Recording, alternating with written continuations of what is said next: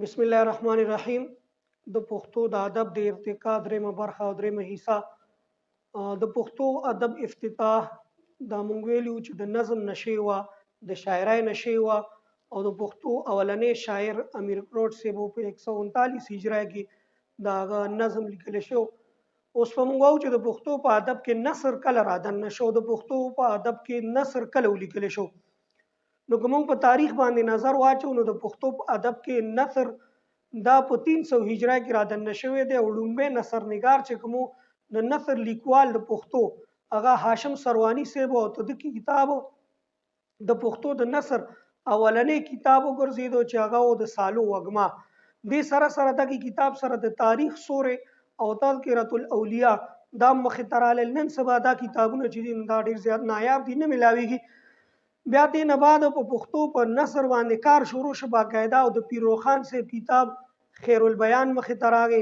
د هغې نه علاوه د اخوند درویزه بابا کتاب مخزن الاسلام کوم چې هغه د بایزید انصاري د مخالفت په نتیجه کې لیکلی شو.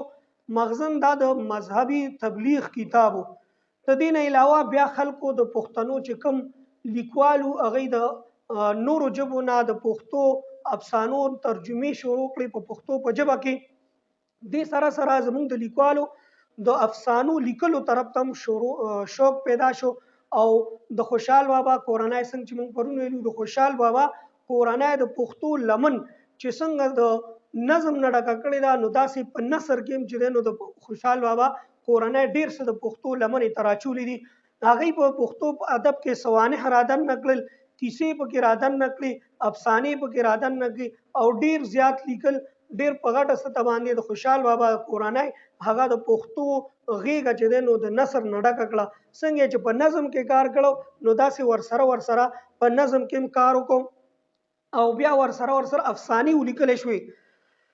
نو د راحت زاخلي د اردو افسانه معاشره د دې د اثر د لاندې د پښتو لومبی افسانه کونډه جینۍ چې په 1917 کې او شلیدلې پاڼه په 1919 کې ولیکلی شوه او دا اصلاحي افسانې وې. او وروسته د ماسټر عبدالکریم، د نادر خان، قلندر محمد او مهدي شاه مهدي، اشرف حسین احمد او زیتون بانو کتابونه چاپ شول. نن وخت کې د حمزه بابا، حمزه شینواری صاحب او اجمل خټک، ولی محمد طوفان، ګل افضل خان، ساغر افریدی، حسن خان سوز او زیتون بانو د هغوی افسانې چې کومې دي نو دا د ستاینې وړ دي او د قابل تعریف دي او قابل داد دي.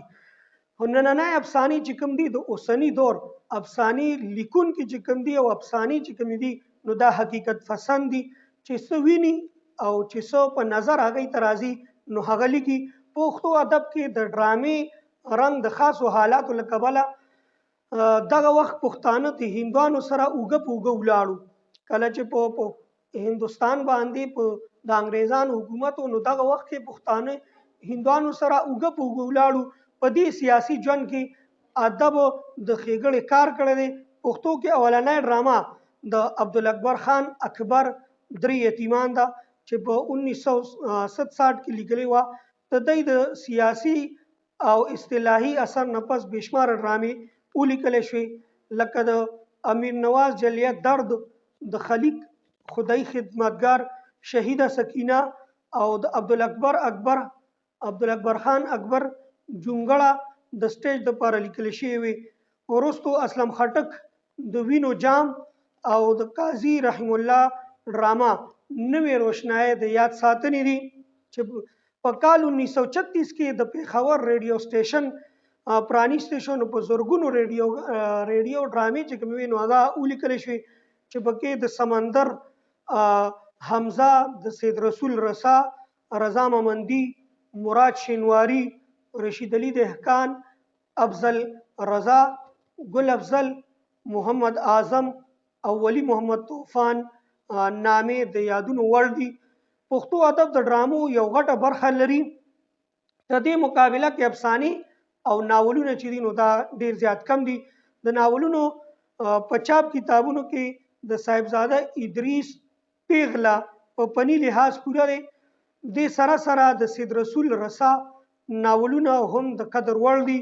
پښتو ادب کې په تنقید ډېر څه چې بیخي کم لیکل شوي، په یو څو کتابونه موږ د تنقید په کتابونو کې شمارلي چې پکې د پښتو اکیډمۍ کتاب شعر او د قلندر ممند تنقید چې د هډسن د کتاب ترجمه ده دا پکې شامل دي.